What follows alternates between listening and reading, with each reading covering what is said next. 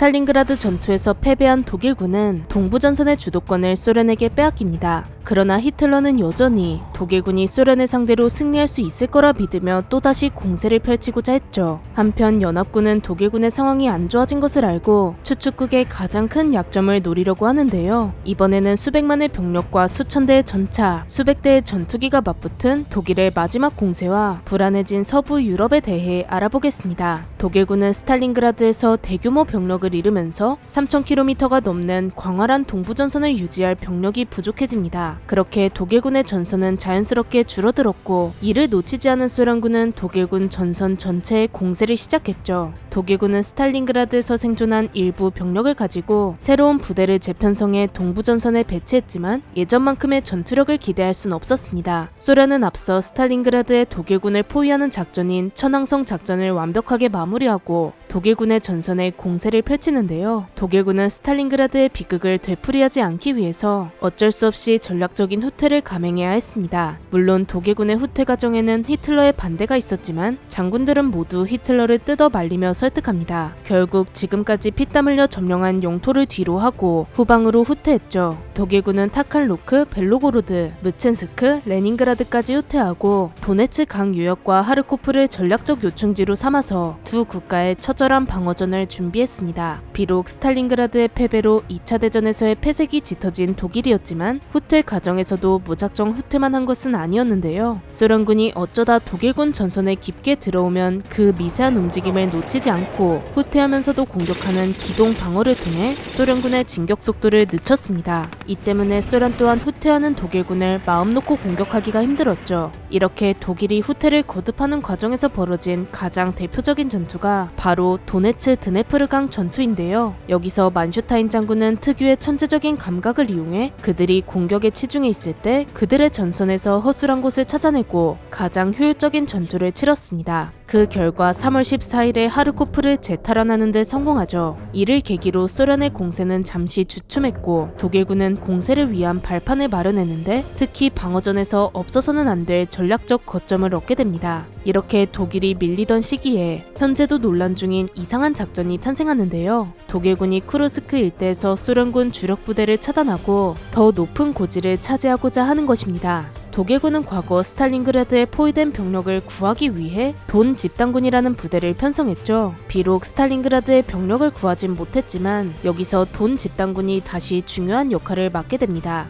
이들의 역할은 소련군이 공세를 시작하면 그것을 막고 그 다음 반격을 준비해 소련군을 섬멸하는 것입니다. 사실 스탈린그라드에서 많은 병력을 잃은 독일군에게 이것조차 결코 성공할 만한 작전이 아닌데요. 그런데 여기서 히틀러가 작전의 성격을 더 어렵게 바꿔버립니다. 소련의 공격을 막아내서 잠시 주춤한 소련군을 치는 게 아니라 그냥 먼저 선제 공격을 하겠다는 것으로 계획을 바꿔버리죠. 이 과정에서 탄생한 작전이 바로 독일군의 제2차 세계대전 최후의 공세 작전, 성체 작전입니다. 이 작전에 만슈타인이 사령관으로 임명되었으며 약 2700대의 대규모 기갑 전력이 작전 하나를 위해 러시아 남쪽에 모이게 됩니다. 이들은 총 27개의 사단으로 원래 1943년 5월 중순에 공세를 펼치려고 했는데요. 그런데 히틀러가 성체 작전을 성공하려면 독일의 신형 전차인 판터가 출시되는 7월 5일에 공세를 펼쳐야 한다고 주장했습니다. 판터가 그 유명한 5호 전차이죠. 반면 사령관인 만슈타인이나 작전에 참여하는 발터 모델은 작전이 연기되는 것을 부정적으로 바라봤습니다. 공세가 성공할지 많은 의구심이 들었지만 어쨌든 독일군 총사령관인 히틀러의 의견을 따랐습니다.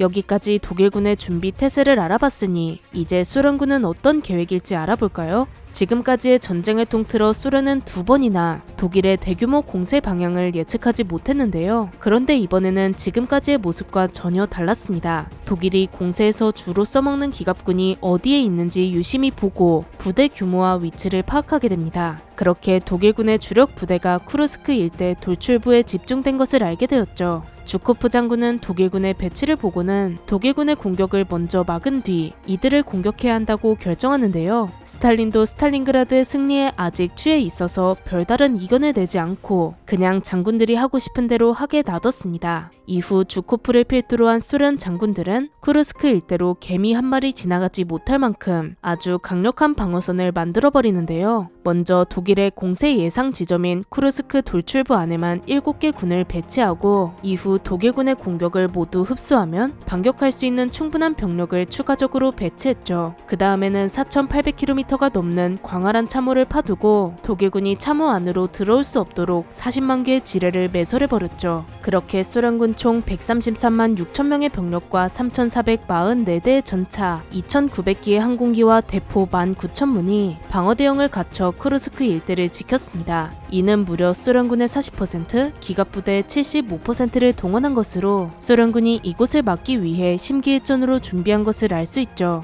반대로 소련군과 마주보고 있는 독일군은 90만 명의 병력과 전차 2,700대, 비행기 2,000기, 대포 10,000문을 동원했습니다. 이 전투로 독소전에서 누가 이길지 결정됩니다. 소련은 육군에서 운용하는 정보부를 이용해 독일군의 공세가 7월이라는 정보를 알아냈습니다. 거기다 쿠르스크에서 독일군을 생포해서 정확한 공세 날짜가 7월 5일 새벽이라는 것까지 알아내죠. 그렇게 7월이 다가왔습니다. 주코프 장군은 7월 5일 새벽에 독일군 전선에 포격을 가하며 역사상 가장 거대한 전차전의 시작을 알렸는데요. 독일군은 소련군의 포격에 당황했지만 재빨리 정신 차리고 예정된 공세를 시작했습니다. 그런데 소련군이 만든 광활한 방어선을 뚫기란 여간 어려운 게 아니었습니다. 주코프 장군이 만든 대전차 파괴부대에 의해 애꿎은 전차만을 잃어버렸죠. 기갑전의 최정점이라 불리는 독일군이 마음먹고 공세를 했는데도 고작 32km만 움직인 것을 보면 소련군의 방어선이 얼마나 견고했는지 알 수 있습니다. 독일군의 초라한 공세가 끝나자 주코프 장군은 이때만을 기다렸다는 듯이 기갑부대를 진격시켰습니다. 비록 소련의 T-34가 독일 전차보다 화력은 딸렸지만 기동성은 월등한 것을 이용했는데요. 소련의 기갑 지휘관인 파벨 로트미스트로프 장군은 최대한 독일 전차에 가까이 접근하라고 명령했습니다. 그렇게 독일과 소련의 운명이 걸린 7월 12일 두 기갑군이 서로를 향해 매섭게 돌진했습니다. 소련 탱크는 독일군 전차를 파괴하기 위해 무작정 달려갔고 독일군은 자신들을 죽이러 오는 소련 탱크를 멀리서 막기에 급급했습니다. 그러다 소련 전차가 독일 전차에 접근해 이들을 움직이지 못하게 하면 독일군은 전차의 문을 잠그고 남아있는 모든 포탄을 소련군을 향해 쏴버렸죠. 정말 참혹하기 그지없는 전투였습니다. 심지어 주코프가 만든 대전차 파괴부대는 맨몸으로 화염병과 수류탄을 들고 독일 전차로 달려들곤 했습니다. 결국 이 하루 동안만 전차 700대가 파괴되었으며 독일군은 점점 공세를 펼칠 힘이 사라지는데요. 이 쿠르스크 전투를 통틀어 양측 전차가 도합 7,000대 가까이 부서졌습니다. 독일은 점점 패색이 짙어졌고 마침내 후퇴를 선택하게 됩니다.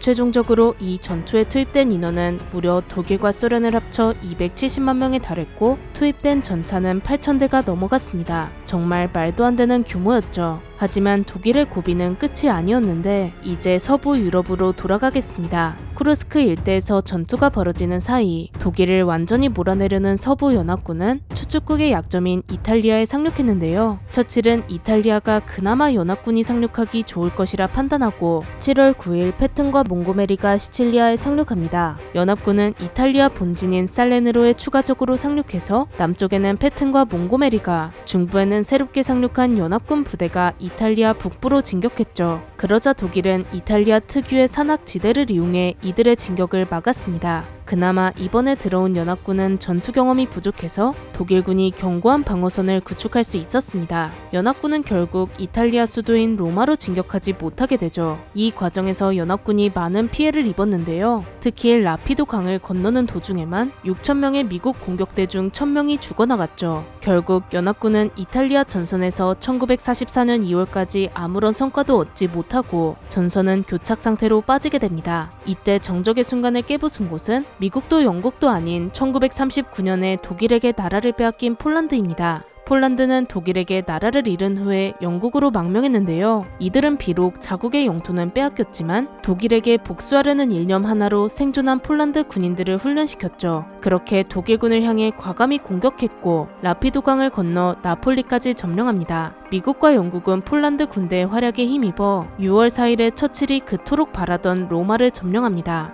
이제 로마를 얻은 연합군은 발칸반도로 향할 차례인데요. 이후 프랑스 북부에도 상륙하는 등 독일이 뺏은 영토를 천천히 탈환할 생각이었습니다. 하지만 로마 북쪽의 산악지대는 굉장히 험했는데 그 악명 높은 알프스 산맥이 앞길을 가로막고 있었죠. 프랑스로 돌아 들어가서 독일군을 괴롭히기도 했지만 되려 독일의 서방군에 막혀 별다른 진척이 없었습니다. 연합국은 이 상황을 확실하게 뒤집기 위해 대책을 세워야만 했는데요. 이때부터 루즈벨트 대통령이 히틀러의 야망을 깨부술 역사적인 상륙을 준비하기 시작하죠.